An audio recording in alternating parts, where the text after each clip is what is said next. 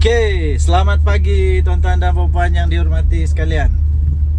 Nampaknya bahang pilihan raya semakin memuncak. Bahang pilihan raya semakin memuncak.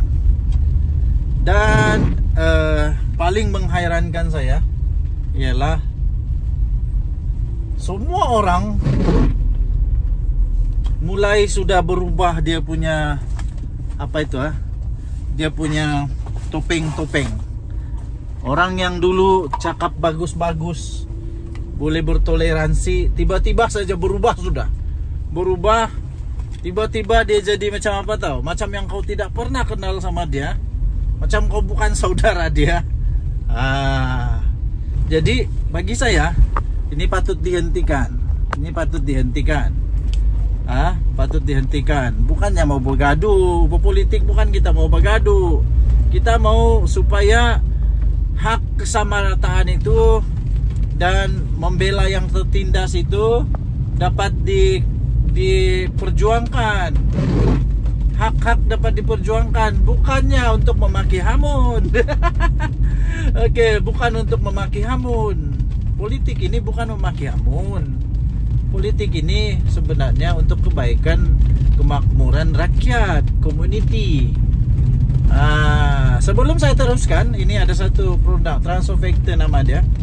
Transofactor ini adalah untuk semua orang yang sedang berikhtiar kerana ada penyakit, apapun penyakit, boleh cuba Transofactor.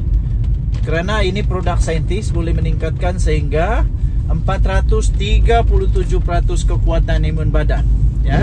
Jadi kalau anda mau cuba untuk berusaha untuk sembuh, bolehlah tingkatkan imun badan.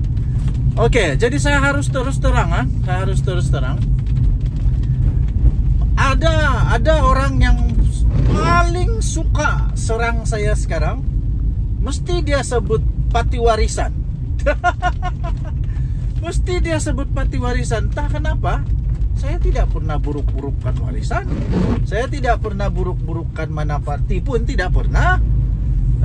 Tidak pernah. Tapi entah kenapa suka betul dia orang. Jadi kemudian orang pun hentam koromok saya kerana orang ingat saya ini orang JRS kah, orang apa kah. Saya bukan orang JRS. Bukan. Tapi saya hanya cakap apa yang saya rasa. Yaitu saya rasa warisan kalah, JRS pun kalah. Bukan kalah. Maksud saya kalah itu ialah mereka tidak akan jadi dominan. Tidak jadi dominan.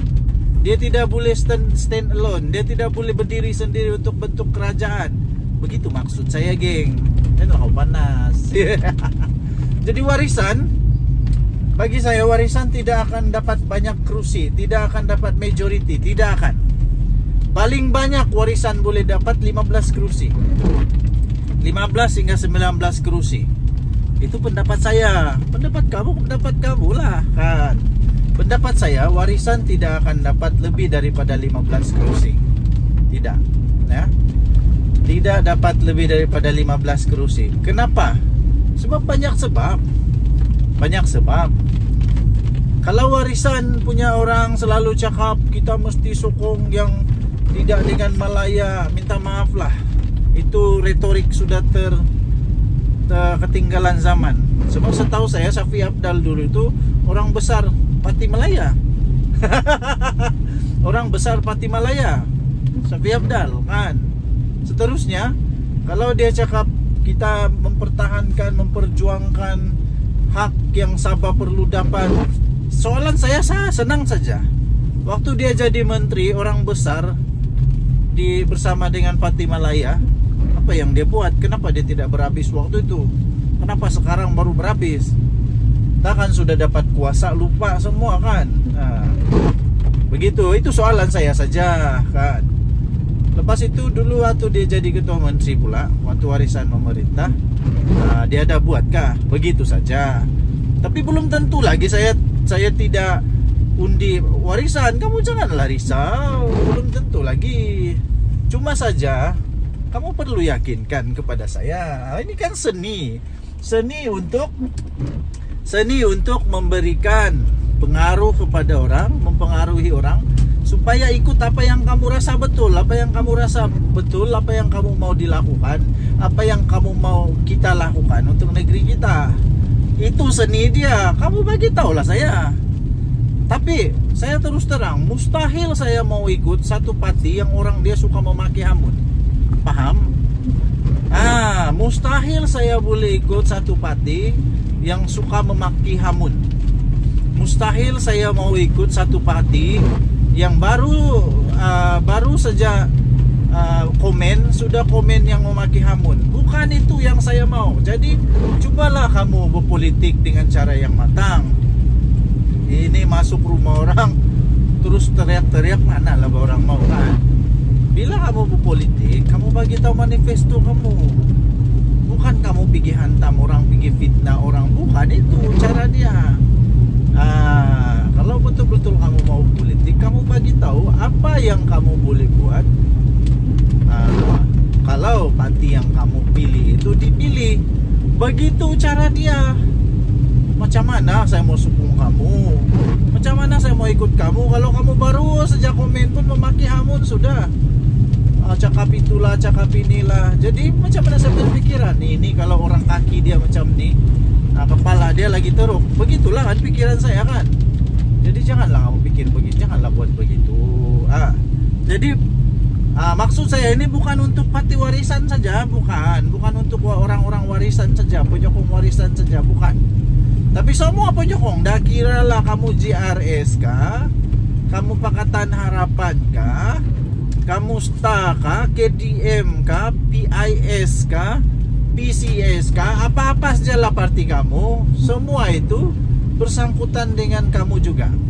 Selagi kamu suka bercakap mempolitik-politik, mengimpin-kimpin, selagi itu ini pun untuk kamu juga. Begitu. Lepas itu ada pula satu tren sok pandai. Sok pandai. Dia ingat dia yang paling pandai, orang lain tidak pandai. Politik bukan begitu, tuan-tuan dan puan. Politik ini harus ringan terbuka, baru dapat input yang betul. Bila kita rasa kita paling pandai, kita tidak akan dengar orang punya input. Sebab itu semua penilaian kita kadang-kadang self-centric. Penilaian kita mementingkan diri sendiri.